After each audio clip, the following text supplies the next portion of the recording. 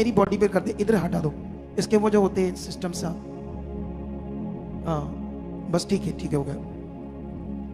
अभी भी हो रहा है थोड़ा सा, ठीक है इतना बहुत है, बाकी मैं कर लेता हूं। तो अभी मैं जब अय्यूब की बातें कर रहा था, सॉरी अय्यूब की नहीं, बलाम की, तो बलाम का चैप्टर तुम्हारे लिए समझाना क्यों जरूरी था। उसका गिनती का 22 अध्याय, 23 अध्याय, 24 अध्याय, दुनिया भर में जब उसको पढ़ोगे तो तुम्हें ऐसे लगेगा जैसे यहोवा को वो पहले से जानता था और वो यहोवा का ही भविष्यवक्ता, ऐसे फील होता है वहां। जब तीनों अध्याय पढ़ोगे तो तुम्हें ये ऐसे ही फील होगा वो अध्याय।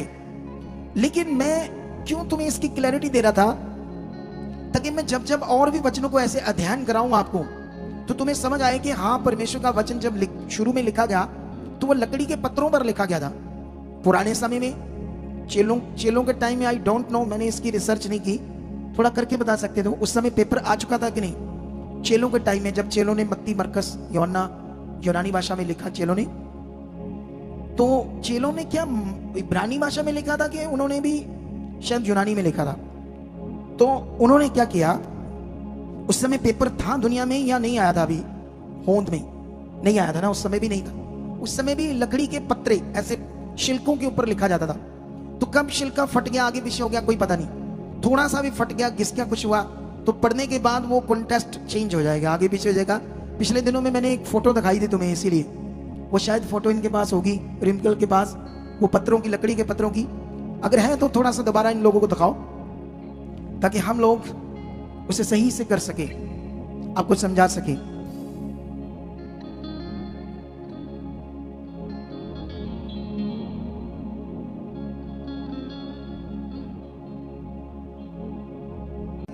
सोचता था मेरी उससे बात हो। कोई भी दुनिया में, जैसे दुनिया में मनुष्यों ने अपनी अपनी मर्जी से, कोई भी दुनिया में, जैसे दुनिया में मनुष्यों ने अपनी अपनी मर्जी से भगवान बनाए ना, क्योंकि ऐसा नहीं, इस दुनिया को रचने वाले बहुत सारे भगवान, एक जिसके बारे में लोगों को अच्छे से नहीं पता। तो वो क्या करता था, उसके लिए उस जैसा भी उसका नाम था दुनिया में, जैसे भी उसको समझता था, उसके साथ एक प्रैक्टिस करता था ताकि मेरी उससे बात हो। तो वो एक अनकॉन्शियस माइंड, जिसमें वो राइट समझ नहीं थी उसको, जैसे हमें समझ सकते हैं कि एक सही रियल में समझ होना कि कौन है परमेश्वर, ये उसे नहीं पता था। इसलिए ऐसी प्रैक्टिस करता था, और वो विच क्राफ्ट, जादुआई शक्तियों पर भी बिलीव करता था। इसीलिए उसका नाम जो था वो श्रापों का भविष्यवक्ता पड़ा था। उसको बोलते थे बलाम द प्रॉफिट ऑफ कर्सेस, जिसका मतलब था वो श्रापों का भविष्यवक्ता था। इसीलिए राजा बलाक ने उसे बुलाया था, ताकि वो इजरायली जब उसकी सीमा पर आकर बैठ गए थे मैदानों में, उन्होंने अपने डेरे डाल लिए थे, तो उन्होंने ओग और एक और राजा था, उनको इससे पहले हरा दिया था। उसके अंदर डर था कि ये मेरे देश को भी चट ना कर जाए, ऐसा ही लिखा था। इसलिए उसने बलाम को बुलाया कि तू इसके लिए श्राप दे। 3 जगह पर आपको वहां पढ़ने को मिलेगा, 3 अध्याय में, और तीनों अध्याय में तुम्हें 3 बार उसने उसे तैयार किया श्राप देने के लिए। लेकिन जब 2 बार उसने श्राप देना चाहा, लेकिन यहां पर तो ऐसे फील हो रहा है जैसे वो यहोवा से बात कर रहा है और यहोवा का वो भविष्यवक्ता, ऐसे थोड़ा सा फील हो रहा है। लेकिन मैंने पिछली बार तुम्हें एक चीज पढ़ाई थी जिसमें वो कह रहा था कि परमेश्वर ने उसे दर्शन दिया था कि इन लोगों के साथ तू जा, लेकिन अगली आयत में मैंने पढ़ाया था कि परमेश्वर उससे गुस्सा कर रहा था। इसीलिए उसने अपने स्वर्गदूत को भेजा नंगी तलवार लेकर, 3 बार गदी, जो उसकी गदी थी, उस स्वर्गदूत से डरकर पहले खेत में गई, फिर एक दीवार से सट गई, तो खेत में जाने से भी उसने गदी को मारा। जब दीवार से सट गई, उसकी एक टांग उसके बीच में दब गई, गुस्सा आया तब भी मारा। तीसरी बार एक सकरा रास्ता था, सकरा बहुत तंग था, वहां बिल्कुल गिर गई नीचे, तभी उससे गुस्सा आया, लाठी से मारा। फिर उससे परमेश्वर ने उसका मुंह खोल दिया उस गदी का, और जब मुंह खोला तो उस गदी ने कहा, तूने मुझे 3 बार मारा, क्या मैंने पहले कभी ऐसे तुम्हारे साथ किया था? तुम जब मुझे अपने काम में यूज करता था, आज तक तुम्हारे साथ मैंने कुछ बुरा किया? तो गदी का मुंह खोला। लेकिन फिर परमेश्वर का स्वर्गदूत जब उसे दर्शन देता तो वो फिर डर जाता है, क्योंकि अब उसको डर था कि वो मुझे खत्म कर देगा। और स्वर्गदूत ने उससे कहा, अगर ये गदी तेरी 3 बार पीछे ना हटती तो तुझे मैं खत्म कर देता। तो वो कहता, डर कर मुझे माफ कर दो, मैं वापस चला जाता हूं। क्योंकि वो जा क्यों रहा था? क्योंकि बाइबल में पढ़ने से ऐसे फील नहीं हो रहा कि उसने उनसे दक्षिणा ले ली, पैसा ले लिया। लेकिन इस बात को पत्रस भी डिक्लेयर करता है कि उसने पैसा ले लिया, उसने लालच कर लिया था। पत्रस की बुक में लिखा है। ऐसे हम दूसरी जगहों से भी समझ सकते हैं, क्योंकि एक ही जगह से हमारा मीनिंग पूरा नहीं होता वचन का। और इस पूरे वचन के बाद मैं आपको समझाता हूं कि मैं आपको क्यों समझा रहा हूं ये वचन।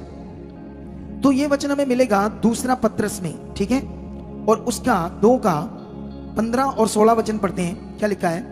वे सीधे मार्ग को छोड़कर भटक गए और बायोर के पुत्र बिलाम के मार्ग पर हो लिए, जिसने अधर्म की मजदूरी मतलब पाप की कमाई को प्रिय जाना, पर उसके अपराध के विषय में उलाहना दिया गया, जहां तक कि अभोल गदी ने मनुष्य की बोली से उस भविष्यवक्ता को उसके बालवेपन से रोका, मतलब उसके लालच से उससे रोका जो वो चीजें गलत कर रहा था, क्योंकि वो एक आराम का निवासी था। समुद्र तट के पास उसका एक नगर था जिसका नाम था, थोड़ा सा बाइबल से चेक करना पड़ेगा, मैं भूल गया क्या नाम था उसका। हाँ, समुद्र तट के पास, जब तुम्हें मैंने पिछली बार पढ़ाया था तो तुम्हें याद होना चाहिए। हाँ, एक सेकंड बस 22, वो था पतोर नगर। कौन सा नगर था? पतोर नगर, एक एरिया का नाम था। ठीक है, सुनो ध्यान से। समुद्र तट के, महानद समुद्र तट के पास, लेकिन आराम देश है ये, वहीं का निवासी है ये, शारीरिक इंसान था। मैंने तुम्हें समझा दिया कि ये क्या क्या करता था, लेकिन 2 बार इसने श्राप दिया। तीसरी बार भी जब श्राप देने के लिए, 2 बार श्राप देने के लिए इसने मुंह खोला, तो परमेश्वर ने उसके शब्दों को बदल दिया और राजा गुस्से में भी आया। लेकिन तीसरी, दोनों बार ऐसे 7 वेदियां बनाई, उस पर 7 भेड़े 7 बकरे बलिदान की, ऐसी चीजें की उसने दोनों बार। तीसरी बार भी जब ये किया, तो तीसरी बार का तुम्हें मैं एक वचन पढ़ाता हूं जो तुम्हें समझ आएगा कि जो मैं तुम्हें शिक्षा दे रहा हूं इट्स ट्रू, पूरी राइट शिक्षा ये। ठीक है, तीसरी बार का ये 24 वचन है। 24, ये देखकर कि यहोवा इजराइल को आशीष ही दिलाना चाहता है, बिलाम पहले के समान शकुन देखने को ना गया। ये शब्द है शकुन, अभी हिंदी में टकरे मारते रहेंगे, इसे समझ नहीं आएगा। मेरे उसमें ना वो बैग में एक बाइबल है पंजाबी की, वो मुझे देना। इससे पहले मैं तुम्हें समझाता हूं इंग्लिश का ये शब्द, अगर इसको हम इंग्लिश में चेक करते हैं ये वाला शब्द, तो ये शब्द है एन्चैंटमेंट्स। ये शब्द है एन्चैंटमेंट्स। ये जो शकुन शब्द है, ये कौन सा शब्द है? एन्चैंटमेंट्स, जिसका मतलब क्या था? जादू टूना का एक पार्ट था। ये एन्चैंटमेंट एक जादू टूना का पार्ट था, जिसमें कोई मंत्र को जाप करना, मंत्र को पढ़ना था। और लिखा, अब इस बार उसने तीसरी बार ये नहीं किया। क्या नहीं किया उसने? तीसरी बार उसने ये नहीं किया, ये मंत्र पढ़ने वाले का काम।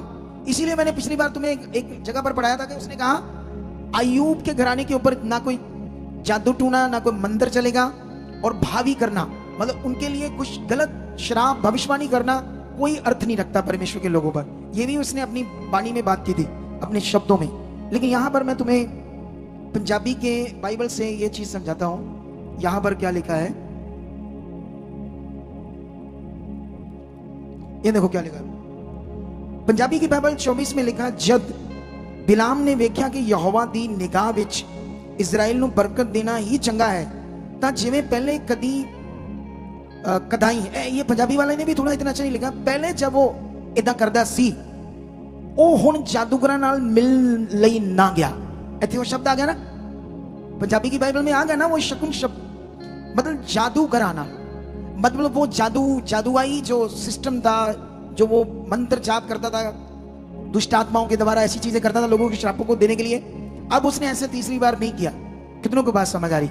यहां से हमें क्लैरिटी मिल रही है। 100% उसके अंदर लालच था, और पतरस ने भी कहा उसने पाप की कमाई को मतलब चाहा, उसको चाहा और परमेश्वर के विरुद्ध काम करना चाहा, लेकिन उसने भी ऐसा लिखा। लेकिन हिला देने वाला वचन मैं तुम्हें समझाता हूं आगे जाकर थोड़ा सा, इस वचन से पूरी तुम्हें क्लैरिटी मिल जाएगी। ये 31 वचन है हिंदी में, गिनती का 31 अध्याय। उसका जब हम पढ़ेंगे तो उसका हेडलाइन में लिखा होगा मद्यानियों से बदला लेना। ये मोआबी और मद्यानी लोग थे जो उस बिलाम भविष्यवक्ता, झूठा भविष्यवक्ता को इतना धन दौलत पैसा देकर परमेश्वर के लोगों को शराब देने की कोशिश कर रहे थे। लेकिन यहां पर क्लैरिटी दी है 8 में। और अभी इनके साथ परमेश्वर ने लोगों ने युद्ध किया, चढ़ाई होगी, और जब युद्ध होता था उनके राजाओं को तो खत्म करते हैं। लेकिन यहां 8 में लिखा, और दूसरे जूजे कुओं को छोड़ उन्होंने एबी, रकीम, सूर, खूर और रेबा नामक मिद्यान के 5 राजाओं को घात किया, और भोर के पुत्र बिलाम को भी उन्होंने तलवार से घात किया। यहां क्लैरिटी हो कि ये झूठा भविष्यवक्ता था। लेकिन वहां पढ़ने से तो हमें कुछ नहीं मिलता। तो ऐसी बहुत सारी बातें हैं, जैसे बाइबल के अंदर इसको रिसर्च कर राइट लोगों को समझाना क्यों जरूरी है, ताकि उनके फेथ के लिए।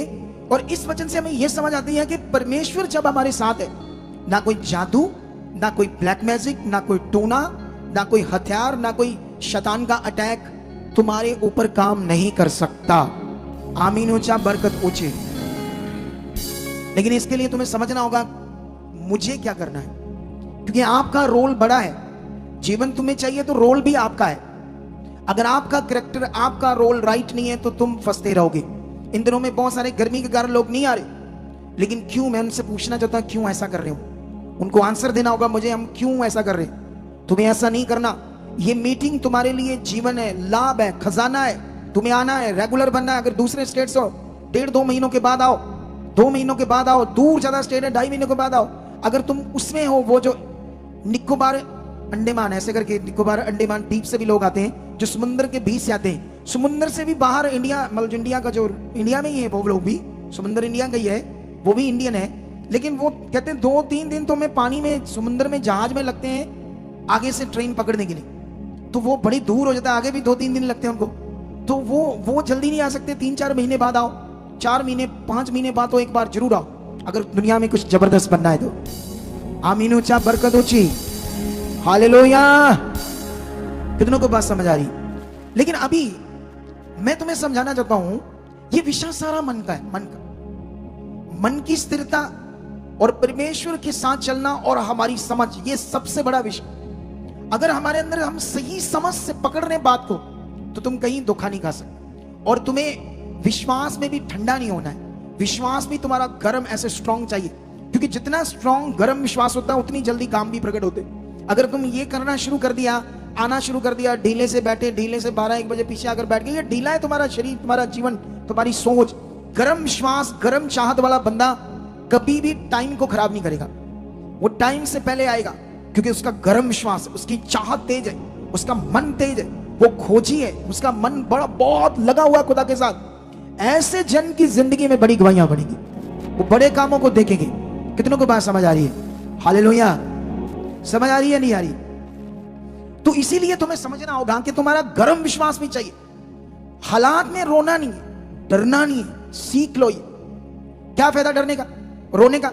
अगर तुम डरोगे, रोगे, मन खराब करोगे, हालात बढ़ जाएंगे, सिचुएशन और खराब हो जाएगी। तुम्हें यह बताओ, अगर मान लो कोई जानवर अटैक करता है आपके ऊपर, किसी जंगल में, किसी ऐसी जगह पर, तुम क्या करते हो? रोते हो, चीखते हो, या कोशिश करते अपने आप को ऐसे स्ट्रांग बनाने की, या एक साइड पर ऐसे, ताकि उसके सामने, उस हालात के सामने मैं डाउन ना हो जाऊं। अगर जानवर अटैक करते चीखोगे तो और अटैक करेगा, करेगा या नहीं करेगा? जब लोग, कुत्ता अटैक करता है इधर बाजार में, गली कहीं भी, तो जो लोग चीखे मारते हैं वो और काटता है। अगर वो आगे से उसको गुस्से से बोलते हैं या ऐसा किसी चीज है, तो वो भाग जाता है। वचन में भी एक जगह पर लिखा, पतरस की बुक में, ये वचन पढ़ देता हूं मैं तुम्हारे लिए, ताकि तुम इस वचन को अपना हथियार बना लो। क्या बना लो? हथियार बना लो इस वचन को अपने जीवन में, ठीक है? ये वचन हमें मिलेगा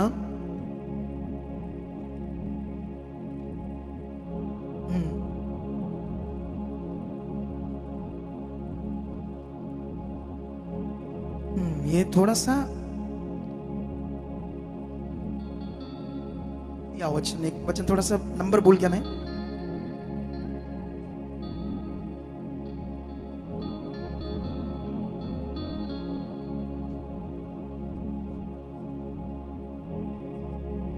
हाँ, इधर देखो, तब तक मैं आपको नंबर बताता हूं कहां लिखा है, तब तक ये सुन लो मेरे मुंह से वचन। ऐसे लिखा है कि तुम अपने आप को परमेश्वर के बलवंत हाथों के क्या करो? नीचे करो। और शैतान का क्या करो? सामना करो। और शैतान क्या हो जाएगा? भाग जाएगा।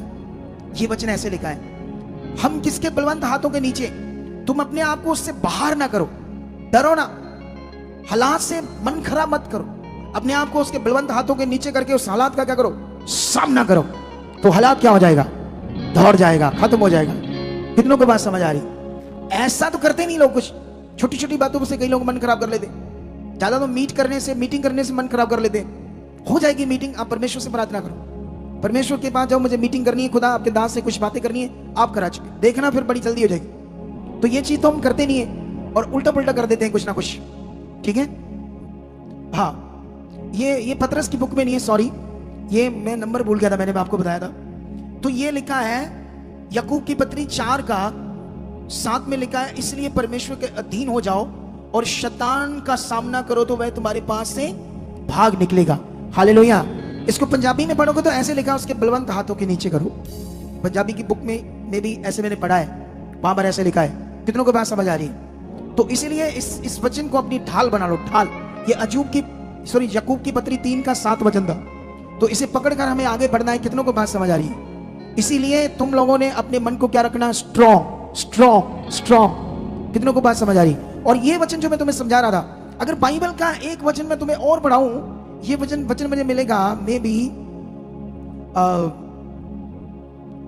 एक जगह पर। आप जानते हो बाइबल में एक जगह पर जब यहोशू का अभिषेक हुआ था, तो बाइबल के अंदर तेल से नहीं हुआ था। सच्ची मेंशन ही नहीं है तेल से। लेकिन लोग तो कहते हैं ना, जब भी सेवा चीजें करते थे पुराने नियम में, उनको तेल से अभिषेक किया जाता था।